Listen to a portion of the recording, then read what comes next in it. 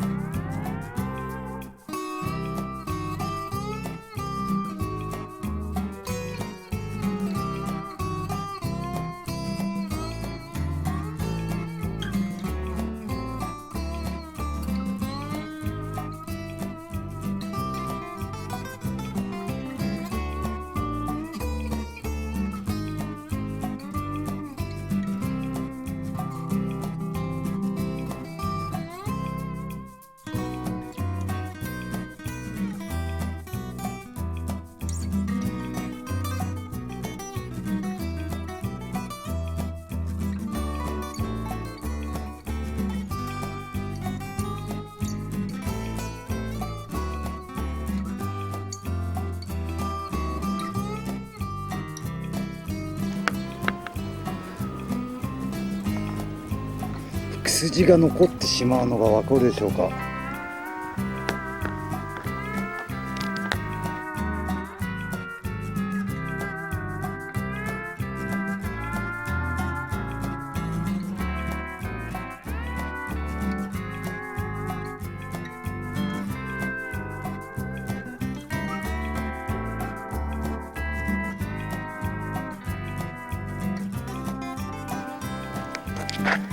今のような吹き筋は残らないです。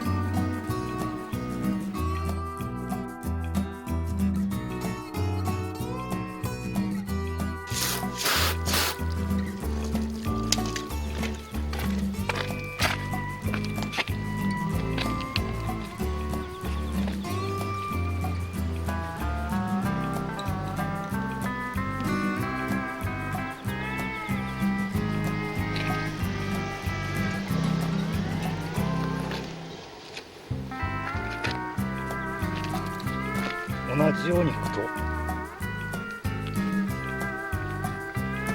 全然違うの分かりますか。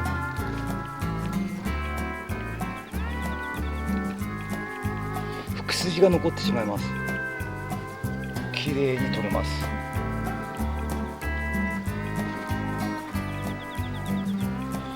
これはちょっと別物として考えた方が良さそうですね。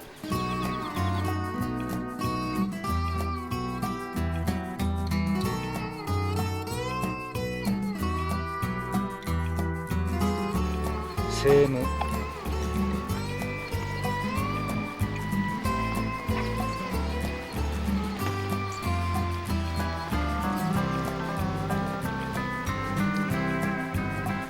ムササビクロスで引くと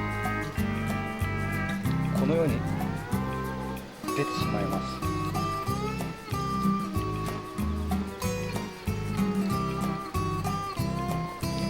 もうちょっと別物って感じですね。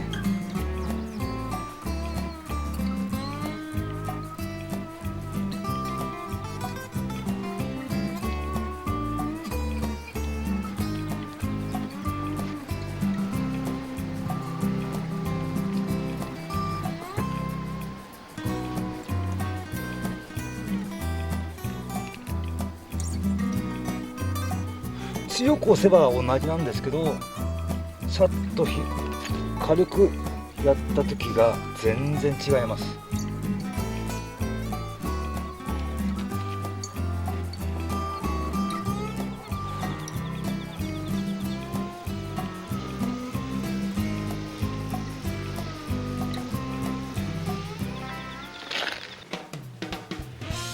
本日の動画はムササビクロス、これとシルクドライヤーを比べてどうなのかという検証をしました。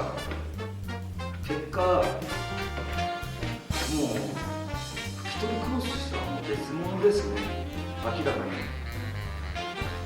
こっちは吹き筋が残ってしまいます。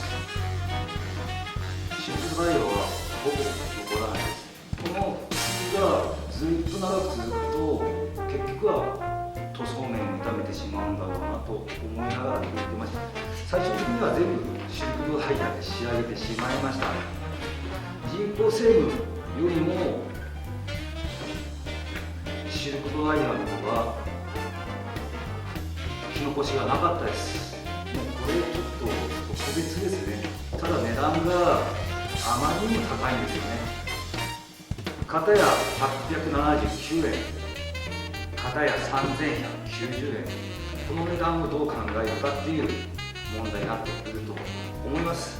ただ私はシルクドライヤー一押しです。本日の動画は以上です。